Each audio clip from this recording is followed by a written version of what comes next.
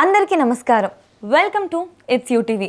ప్రస్తుతం మనతో పాటు ఉన్నారు ప్రముఖ తంత్ర జ్యోతిష్యులు, జ్యోతిష్య రత్న, జ్యోతిష్య సామ్రాట్ చింత రుక్మాంగదరావు గారు. గురుగారితో మాట్లాడి మరిన్ని విషయాలు తెలుసుకుందాం.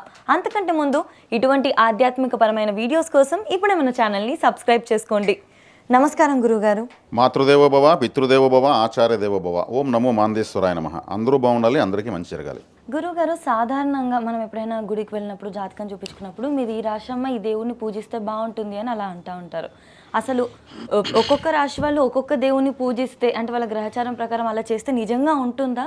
ఒకవేళ ఉంటే ఈ సంవత్సరం ఏ రాశి వారు ఏ దేవుని ఆరాధిస్తే బాగుంటుంది? అంటే ఇక్కడ ద్వాదశ రాశులు ఉన్నాయి, 27 నక్షత్రాలు ఉన్నాయి. నక్షత్రం 4 పాదాల లెక్క 108 పాదాలు ఉన్నాయి.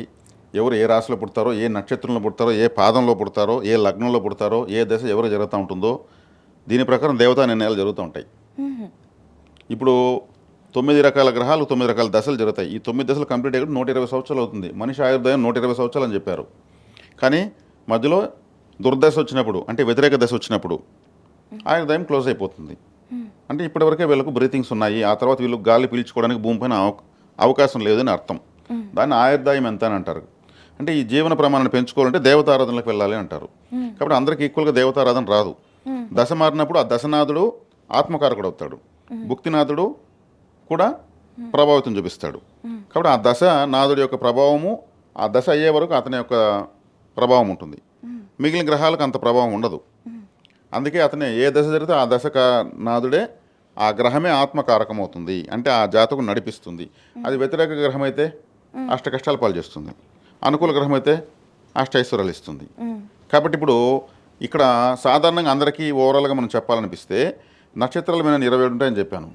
దాంట్లో విపత్తార, ప్రత్యక్తార, నైదనతార, ఇట్లా వేద నక్షత్రము, వైనాసిక నక్షత్రము, నిర్జీవ నక్షత్రము ఇవి ఉంటాయి. ఈ నక్షత్రాలకు సంబంధించినటువంటి ఆరాధనలు, దేవాలయాలు వెళ్ళకూడదు. విపత్తారకు సంబంధించిన దేవతాలయానికి వెళ్తే విపత్తు కలుగుతుంది. నైదనతారకు సంబంధించినటువంటి నక్షత్రానికి సంబంధించిన దేవతాలయానికి వెళ్తే, నైదనము అంటే వైదవ్యము, లేదంటే ఏదో చెడిపోవడము, జరగరాని నష్టం జరగడం అని అర్థము, వెళ్ళకూడదు. అదేవిధంగా వేద నక్షత్రము, వేద నక్షత్రం అంటే వేధించే నక్షత్రం. ఆ వేధించే నక్షత్రానికి సంబంధించిన దేవతలకు తెలియకుండా వెళ్ళి దండం పెట్టామంటే మనకు అది ఏదో ఒక వేదన, బాధ కలుగుతుంది. కాబట్టి ఇంకా ప్రత్యక్తార అంటే వ్యతిరేకమైనది అని అంటాం. ఆ ప్రత్యక్తారకు సంబంధించిన దేవతాలయానికి వెళ్తే అన్ని ఆపోజిట్ అయిపోతుంది. నేను గుడికి వెళ్ళిన మూలంగా నాకు కష్టాలు ఎక్కువనే అంటారు. వీళ్ళు వెళ్ళుండేది ప్రత్యక్తారకు సంబంధించినటువంటి దేవతాలని వెళ్ళుంటారు.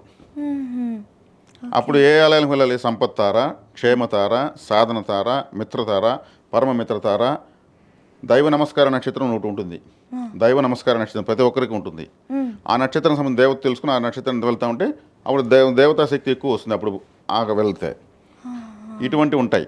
ఇప్పుడు రాశి అంటే ఒక రాశిలో 30 డిగ్రీలు ఉంటుంది, 3 నక్షత్రాలు ఉంటాయి, 9 పాదాలు ఉంటాయి.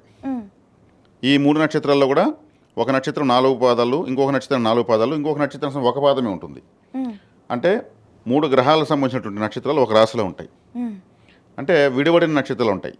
ఒక రాశిలో ఒక నక్షత్రం 1 పాదము, ఇంకొక రాశిలో ఇంకో 3 పాదాలు, ఒక రాశిలో 2 పాదాలు, ఇంకొక రాశిలో 2 పాదాలు, ఒక రాశిలో 3 పాదాలు, ఇంకొక రాశిలో 1 పాదము, ఇట్లా విడివడిన నక్షత్రాలు ఉంటాయి.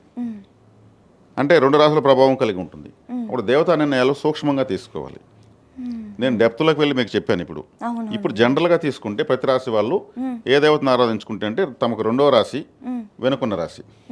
ఇప్పుడు కర్కాటక రాశి వాళ్ళకు 12వ స్థానము మిథునము, 2వ స్థానము సింహము. కాబట్టి ఇప్పుడు సింహరాశికి అధిపతి రవి. మిథున రాశికి మనం చెప్పాము ఆల్రెడీ, అది పార్వతీ పరమేశ్వర రాశి, కమ్యూనికేషన్ ఇసి శివాలయానికి వెళ్ళొచ్చు ప్రశాంతంగా. అదేవిధంగా 2వ రాశి సింహరాశి కాబట్టి ఈ సింహరాశికి అధిపతి రవి కాబట్టి, రవి అంటే ప్రభుత్వం కాబట్టి, రవి అంటే గవర్నమెంట్ అడ్మినిస్ట్రేషన్ కదా. రవి చుట్టూ అందరూ తిరుగుతారు, ఆయన కదా గవర్నమెంట్, అందరిని తిప్పుతాడు, గ్రహ రాజు కదా. కాబట్టి గవర్నమెంట్, ఇక్కడ గవర్నమెంట్ కాబట్టి ఏం చేయాలి? గవర్నమెంట్ ఆఫీసులు ఉంటాయి కదా, గవర్నమెంట్ ఆఫీసుల చుట్టూ ఎంతో మంది పేదలు పోతూ ఉంటారు. వెళ్ళి అక్కడికి పడిగాపులు కాస్తున్నారు, చెట్ల కింద కూర్చోంటారు ఏ ఆఫీసర్లు. అక్కడ ఏదైనా ఫుడ్ దానం చేయొచ్చు, వాటర్ దానం చేయొచ్చు. ఆ ఆఫీస్ కాడ ఎవరో వచ్చారు, వాళ్ళు కొంతమంది వాటర్ బాటిల్ కొనుక్కోలేని కూడా వస్తూ ఉంటారు అక్కడికి. అదేవిధంగా సూర్య నమస్కారాలు చేయొచ్చు.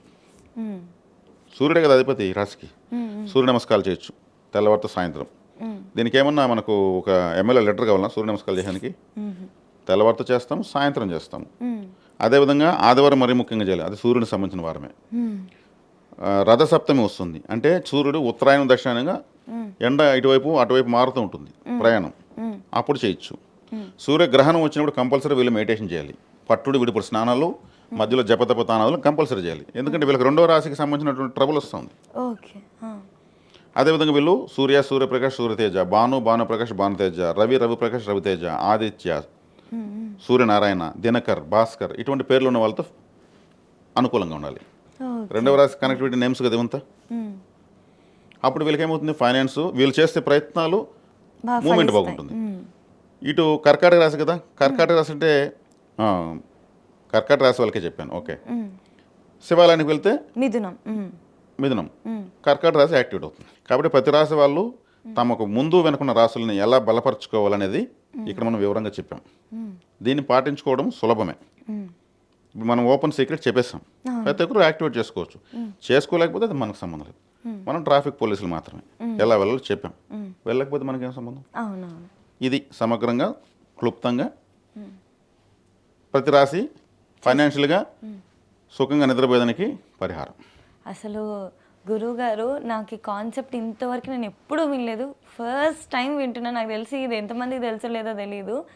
వెనక ఉన్న రాశి ముందు ఎవరైనా కూడా వాళ్ళ రాశికి సంబంధించిన పూజారాధనే చేస్తారు, కానీ వెనుకున్న దాని వల్ల చేస్తే నిద్ర అనేది బాగుంటుంది, ముందున్న దానికి చేస్తే ఆర్థికంగా బాగుంటుంది అన్న కాన్సెప్ట్ మాకు తెలియజేసినందుకు డెఫినెట్లీ చాలా చాలా ధన్యవాదాలు గురువు గారు. ఇప్పుడు వాళ్ళు రాసిన వాళ్ళ యాక్టివిటీ ఎందుకు చేసుకోకూడదు అనే పాయింట్ కూడా చెప్పేద్దాం.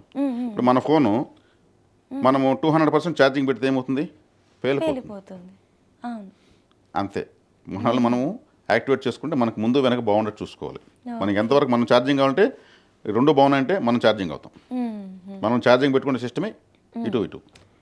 ఇంకొక విషయం ఏంటంటే, మీరు నేను అడిగినప్పుడు క్వశ్చన్ పూజారాధన అంటే ఈ హోమాలు చేయండి, పూజలు చేయండి, ఇవి చేయండి, అవి చేయండి అని చెప్తారు అని అనుకుంటే, మీరు చెప్పిందల్లా మీరు ఒక 10 చెప్పారనుకోండి, 10లో 8 డొనేషన్సే ఉన్నాయి. అది కూడా ఎవరికి? చాలా పూర్ పీపుల్కి, గవర్నమెంట్ దగ్గర ఉన్న వాళ్ళకి, కాలేజెస్లో చదివే వాళ్ళకి. అది అసలు రాశులకి, జాతకాలకి వీటి ఏటికి సంబంధం లేకపోయినా ఎంత మంచి పని అది సమాజానికి.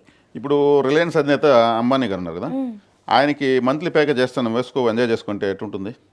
ఆయన సృష్టికర్త, ఆయన రిలయన్స్ జియో. ఓ పేదవాడికి రీఛార్జ్ చేస్తే హ్యాపీగా ఫీల్ అవుతాడు, చాలా హ్యాపీగా ఫీల్ అవుతాడు. అంటే 5 స్టార్ చాక్లెట్ వాడికి చాక్లెట్ ఇస్తే ఎలా ఉంటుంది?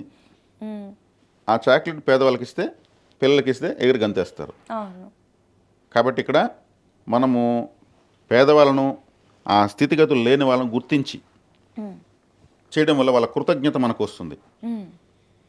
అదే పెద్ద ఆశీర్వాదం. ఖచ్చితంగా దాన్ని అలా చేయడం వల్లే కరెక్టు.